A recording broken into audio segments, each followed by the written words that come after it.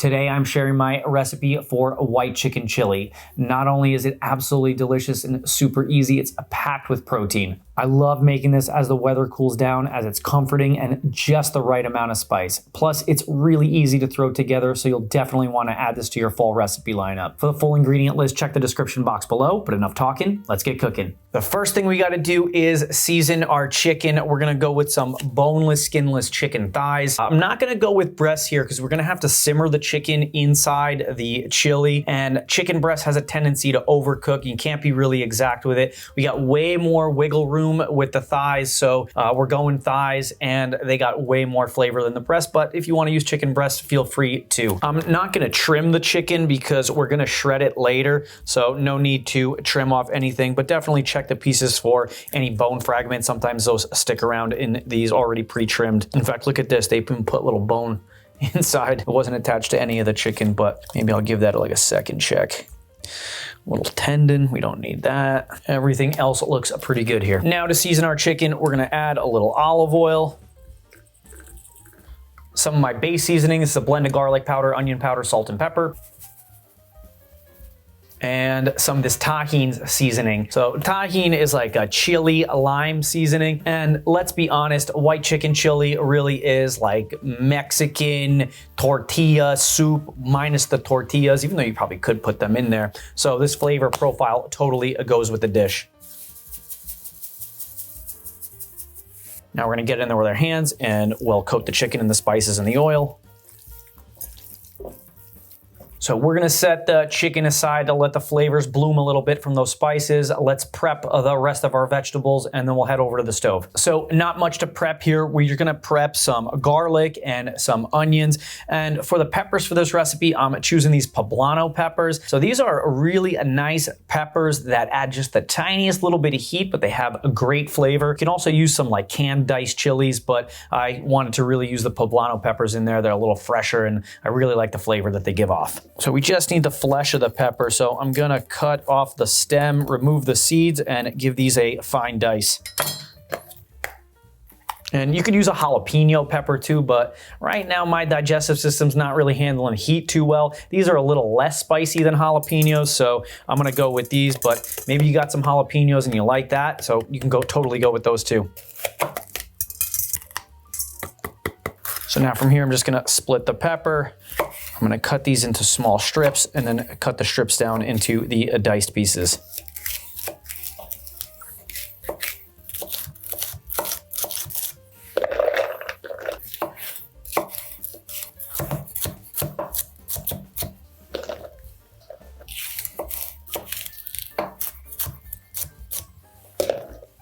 Now we're gonna put the same dice on an onion.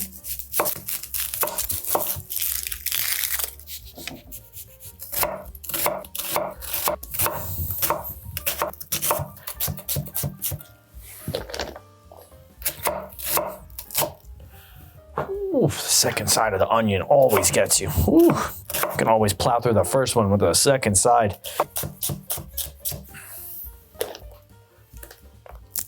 And a few cloves of garlic. These garlic cloves are extra big, so I'm gonna go with about 5 here, but this is probably like 6 to 8 normal size garlic cloves. I stopped buying pre-peeled garlic. I was saving a lot of time, but it gets a little slimy from time to time and doesn't last nearly as long as the stuff inside the skin. But let me show you how I like to clean garlic. So there's a million ways to do it. This is the way I like to do it. So I take the cloves and I put it between my hand and I'll pinch it until I get a little crack. And now from here, I'll rub it in between my hands and the skin comes right off.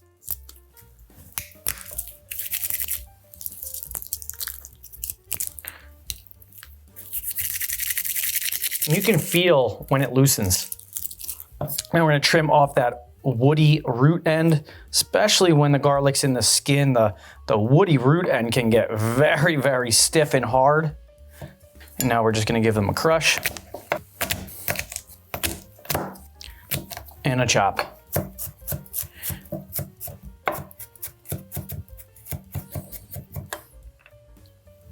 So our chicken is seasoned, our onions and peppers are cut, and our garlic is minced. So let's head over to the stove and start building out this chili. So the first thing we got to do is sear our chicken. For the pot, we're using this Dutch oven. So when I think chili, I love making it in the Dutch oven for a couple reasons. One, we got nice surface area to get browning on the chicken. And two, it really retains the heat really well. So it disperses the heat all around. So it's just not coming from the bottom. So let's add a little olive oil to the bottom of this preheated Dutch oven. Now let's sear those seasoned chicken thighs.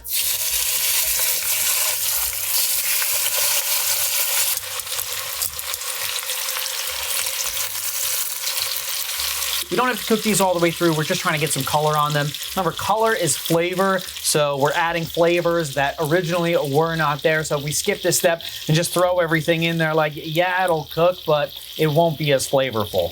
After a couple of minutes, we're gonna give them a flip. You can see that these got these nice golden brown color on there. And even the tiniest little bit of color is more flavor than was there before.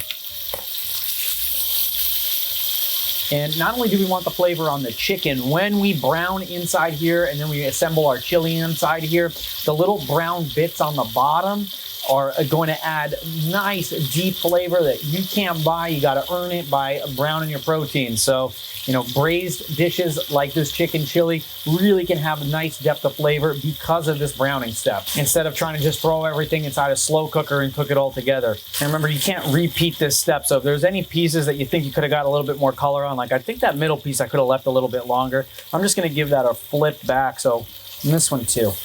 But you can see that nice golden brown color. Gold is the key color that you're looking for. So if it still looks pale, probably not flavorful. You want it to look gold. Sometimes I feel like chicken can get its best golden color after the second time it cooks. It's not like a steak where like you flip one side and then you got to do the other side and then you really only flip it once. Even though I don't even think that's a rule either. You can flip it as many times as you need to. But we're gonna go back and flip these back over and see if we could gold these up a little bit. So once we get a little color on both sides, we're gonna remove the chicken thighs. We're gonna reduce the heat down to medium. And now we're gonna add just a touch more oil to the bottom. And now in goes our onions and our poblano peppers. Now we're gonna give those a mix. What I'm gonna do is I'm gonna spread these out so they start to release their moisture. And once they release their moisture, it'll be a little easier to clean up the bottom of the pan and reclaim all that flavor that we seared on there when we seared the chicken thighs. So after about a minute or two, when these start to get a little soft and just slightly translucent, you can feel when they release the moisture. I'm gonna start taking my wooden spatula and scraping the bottom and just cleaning up the bottom and just getting all those burnt bits on there and just incorporating it into the onions and the peppers. And all you really got to do is scrape it up, and then once you release it from the pan, it'll incorporate really nicely. Like, look at all that color we got on the onions and the peppers, and we didn't add anything to it. Right now, this is just the oil and everything else that was left over from the chicken. Make sure you get the sides too. Every little bit of flavor counts, and we have that strict no flavor left behind policy here on Chef Ange. You got to pick up all those flavors. So once these have softened up a little bit, we're going to add our garlic. We're going to cook that for a minute or two until it becomes nice and fragrant. You can smell when it starts to cook.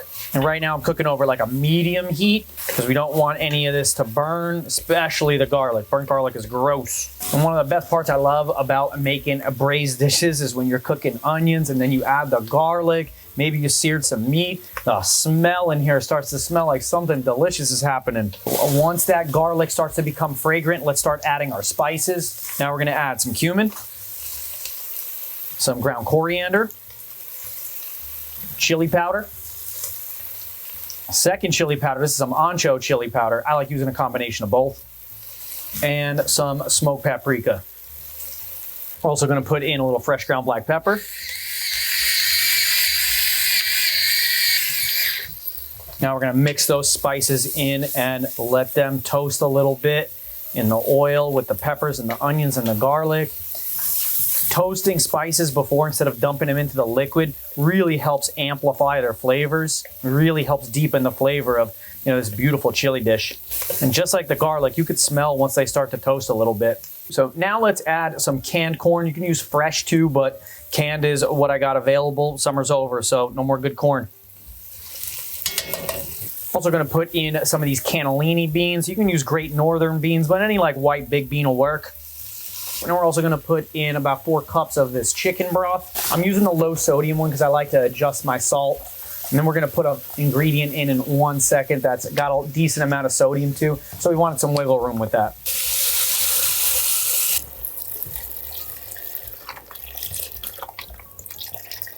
So really here to enhance the chicken flavor, we're gonna put in some powdered chicken bouillon. Powdered chicken bouillon is just really condensed chicken flavor. And you can use the bouillon paste that I've used in other recipes. I just didn't have that today, so I'm gonna use the powdered stuff. Powdered stuff's good forever. It's a great pantry ingredient. We're gonna dump that in there. Now let's give this a mix. Once this is mixed up, we're gonna add our chicken back in there.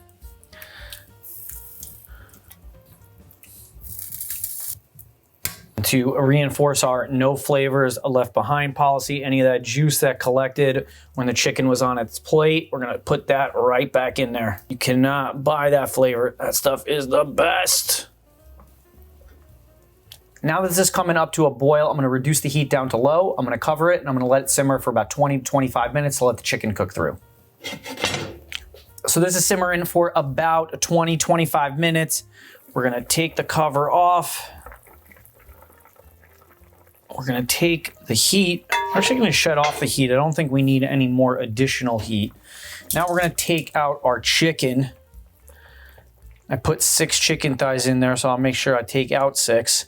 And I'll just use my tongs to remove the chicken and put it inside a bowl for some shredding. If any of the onions or the peppers get caught up on the chicken, not a big deal because everything's going right back in this pot. So now to cream this up, you can use sour cream. I'm gonna use some low-fat plain Greek yogurt. I go with low-fat and not 0% because I usually find if I use the 0% for like creaming up something hot, sometimes it has a tendency to get like crumbly, but with just the tiniest little bit of fat, it mixes and emulsifies much better. So we're gonna add 2 big spoonfuls of this Greek yogurt. And we're gonna give that a mix in before we shred our chicken. Add a little bit more. And to avoid any unnecessary clumping, I'm gonna use my whisk to mix this up.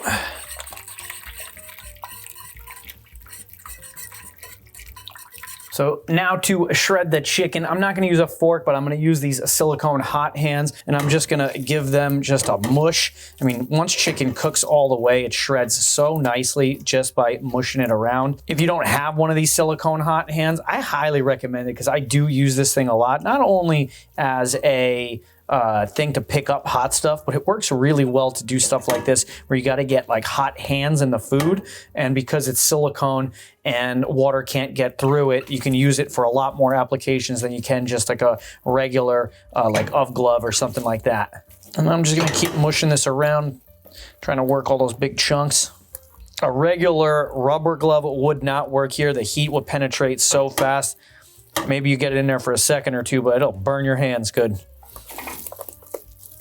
So now that the chicken is shredded, I'm gonna add that back into the chili.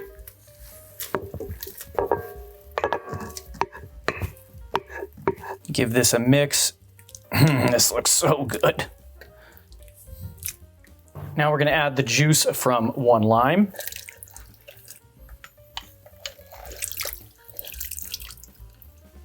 So now I'm gonna put in a big pinch of some fresh chopped cilantro and mix that in. This chili is good to go. It smells and looks absolutely wonderful. But before we plate this, I mean, look how hearty this is. I mean, this is absolutely loaded with chicken. You got the beans, the corn in there, protein, vegetables. This seriously is like the meal all in one. So let's ladle this into the bowl. I mean, look how amazing this looks.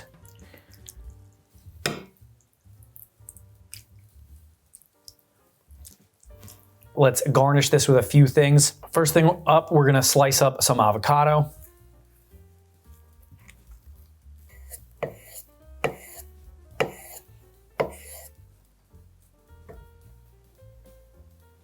Now we're gonna put in some shredded cheese. Here I got some Colby Jack cheese. And since we're gonna be eating this chili all week, I'm gonna shred the whole block and just store it pre-shredded. I like to shred cheese right on top of a paper towel. It makes transporting it really, really, really easy. And be careful when you're getting all the way down to the end.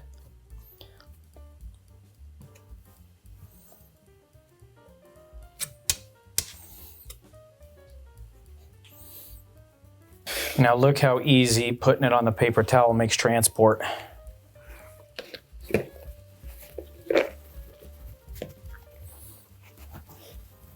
So a little bit of this shredded cheese on top.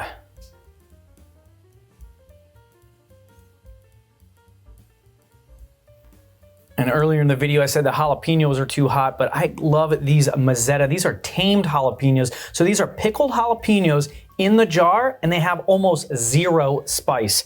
So great flavor, especially that nice pickled flavor, which really amplifies dishes. And we put a couple of these right on top. A little sprinkle of that cilantro.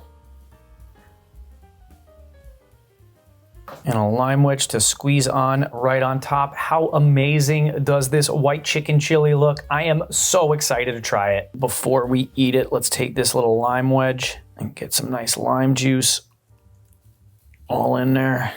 Even though we put the lime juice in there, adding a little bit right before really make all these flavors pop. In this first bite, let's get some of this avocado, one of those pickled jalapenos, and as much of this chicken and beans as possible. I mean, this looks like an epic bite. I am super excited to try this.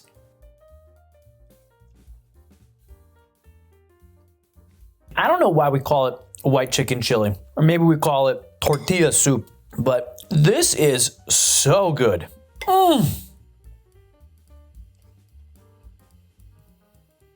The broth in here is super flavorful. I love braised dishes because of the depth of the flavor. This tastes like it's been cooking all day long. And as good as this tastes today, this is gonna taste even better tomorrow once it gets to sit in the fridge and all the flavors to come together even more. That's one of the things about like soups, stews, and chilies. So they always taste better like the next day, even though on the first day, they taste really good. You know me, I like my proteins and I like my vegetables, and this dish has a lot of both and a big flavor to back it up. So good. While I'm finishing up the rest of this bowl, if you like chili, check out my Wendy's copycat chili. That is a really nice cold weather dish. You'll absolutely love it, and it tastes just like the chili from Wendy's, but way better. Thanks, I'll see you there.